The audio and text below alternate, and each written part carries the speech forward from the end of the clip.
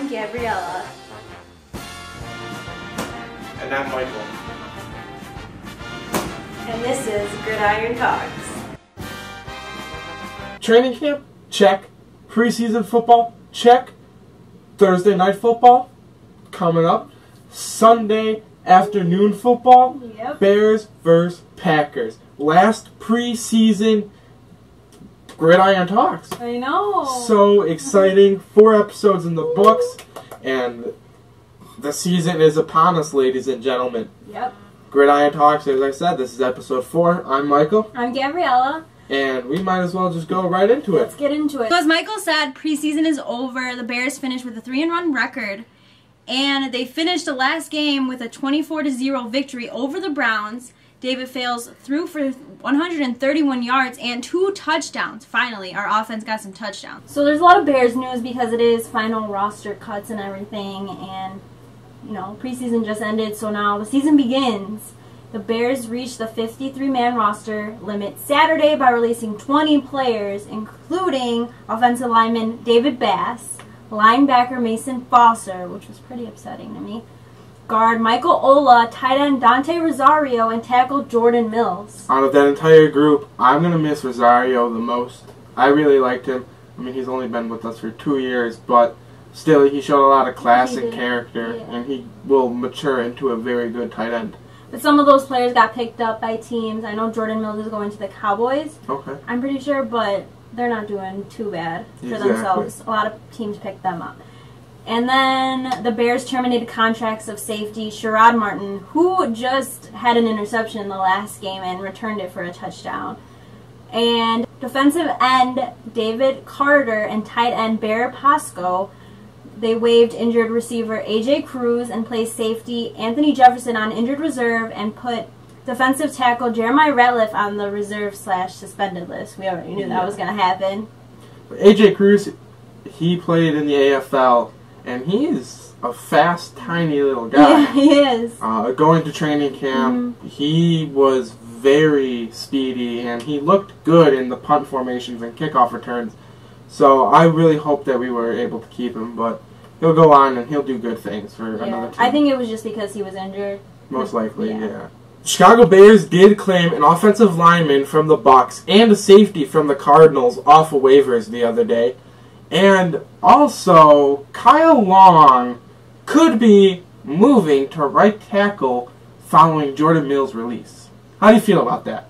I think he'll do really good with the transition. I love him. He's probably like my top 2 of the players. Because you know my favorite player. Right? Yeah, we do. Bears. But I love Kyle Long, and I think he'll be a good fit there.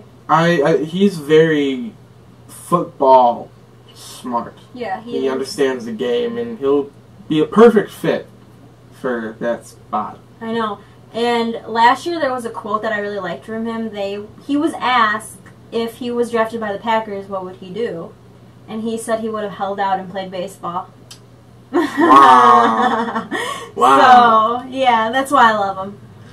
Another person that I really love, Lance Briggs, retires, then joins Comcast Sportsnet's Bears crew, but then goes to Twitter to say that he hasn't officially retired yet and he's looking at the papers. Yeah, it's kind of weird. I saw the Instagram post saying, wait, I didn't officially retire, but then why join the Comcast coverage of the Bears if you're going to play again? Exactly. So I think he was just doing that for fun. I don't know. He was probably just trying to get fans riled up. Yeah, and plus he also has his restaurants. Yeah. So I think...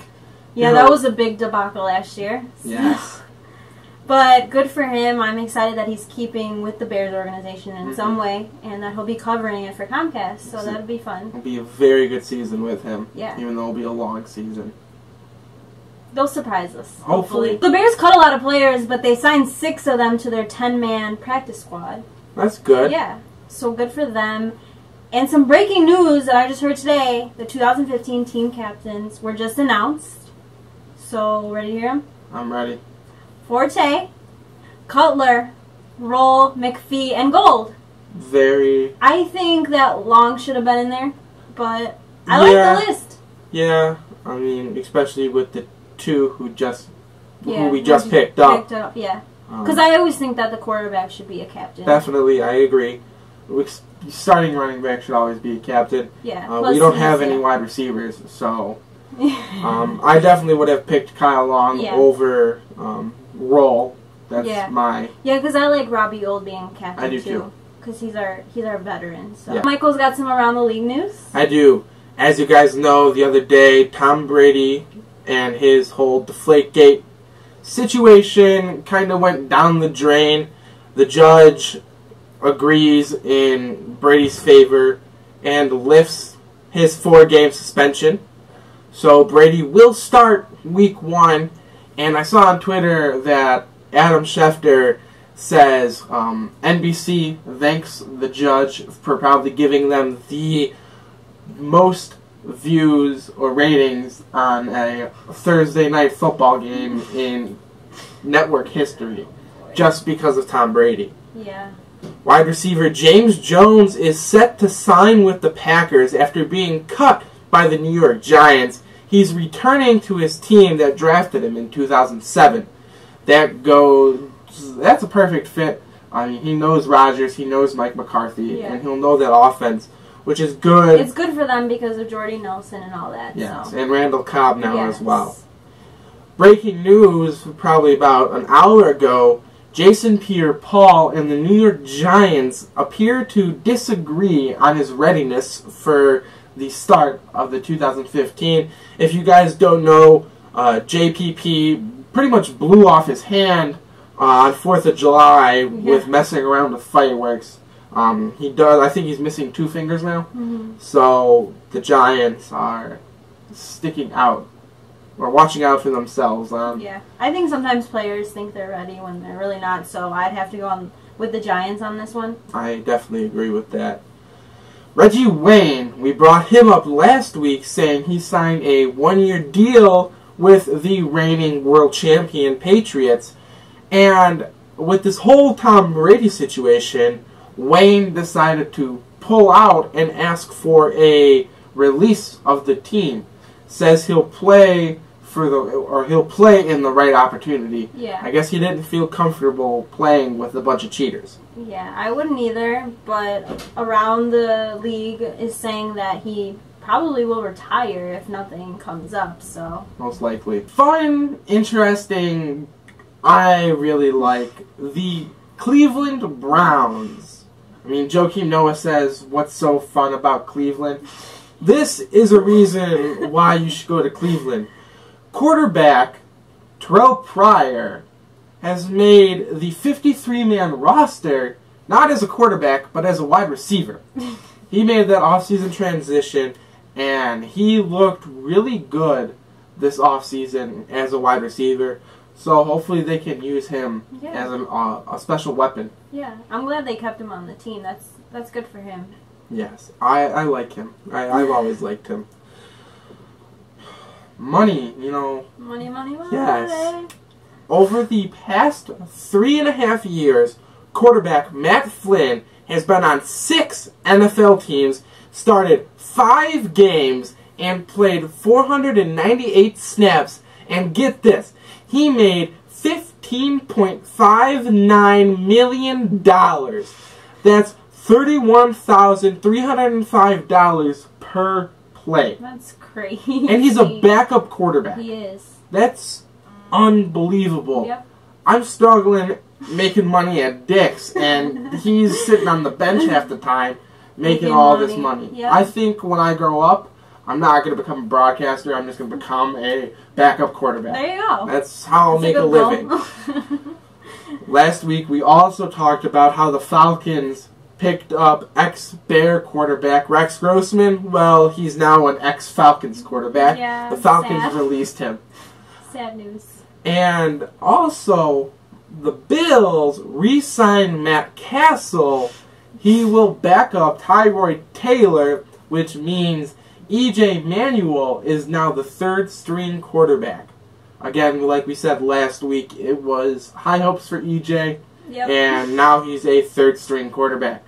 So hopefully Matt Castle enjoyed his few Bloody Marys that that he tweeted out about after being released. That was pretty fun. So I've always been a Matt Castle fan. Yeah. So good for him that he'll be playing back with the Bills. Yeah, and so our commissioner, Roger Goodell, most people don't like him. I don't like him. Michael doesn't like him. I hate him. So he was supposed to be... There was a seat saved for him at the Thursday night's game, the NFL opener against the Patriots and the Steelers. He won't go there. He's not going. He doesn't want to be there. He's a baby. So the next best thing, I guess, is to come to Chicago to watch the Packers versus Bears. Hopefully everyone, when he's on the Jumbotrons, he's on TV, will boo him. I think Chicago doesn't like him. No one likes him. I don't like him. He got booed at the draft, so... Yeah. So he won't be too welcome here. No. I don't think. I talk to my dad all the time about Roger Goodell, and he needs to go. I tweeted out on my personal page that the NFL is being ruined by 3 people, and it goes in order of Tom Brady, Roger Goodell, and Robert Kraft. Yeah. Those 3 are the reason why the NFL is slowly losing my interest. Yeah. It's all the time. It's Roger Goodell this, Tom Brady that, or Robert Kraft that. Speaking of Robert Kraft, he was not caught, but had taken a picture with the judge in the Tom Brady case. But, so anyways. Yeah, let's go into happier news. Yes. Football is here, Yes. finally upon Football. us. So Thursday, like I said, the Steelers are at Gillette Stadium to face the reigning Super Bowl champions, the Patriots. Then on Sunday, the Colts are at the Bills, Panthers are at the Jaguars, Browns are at the Jets, and our game, Packers here in Chicago at Soldier Field. And then the Chiefs are at the Texans, the Seahawks, I'm really excited to see this game. The too. Seahawks are at the Rams, the Saints are at the Cardinals, Bengals are at the Raiders, Giants are at the Cowboys, Dolphins and Redskins, Ravens and Broncos, Lions and Chargers, and then Tennessee versus Tampa Bay. So we have 2. The Eagles are at the Falcons, and the Vikings are at the 49ers. Last week, we asked you a trivia question, which was, from what team did the Tennessee Titans form? So we had 2 winners on Twitter answer the question correctly. The correct answer was the Houston Oilers. They briefly became the Tennessee Oilers, then renamed to its current name in 1999. So congrats to our 2 winners. And here are the 2 winners. Right now, we got a new trivia question this week. So do you wanna flip that around for me? Tell me when to stop. Stop. Okay. Which team in the NFL has had the most Super Bowl wins? Oh, I know this one. Without even know. Well, Michael knows. I know it. He can't answer it. So, if you guys know it, tweet us, Facebook us, whatever you have to do, email us, let us know so we can shout you out next episode. So the question is, which team in the NFL has had the most Super Bowl wins? So if you guys know it, let us know. This is the last preseason episode of Gridiron Talks. Next week, it'll be a very exciting week. Hopefully we come out with the W. Yeah. We'll have a lot more news to talk about. We'll talk about the game. We'll recap the game, recap scores. Yeah, recap all around the league scores, and we'll do our first ever Bear of the Week, finally, because the season is starting. So I'm so excited. I am too. I'm Michael. I'm Gabriella. And this is the last episode before the regular season. Go Bears!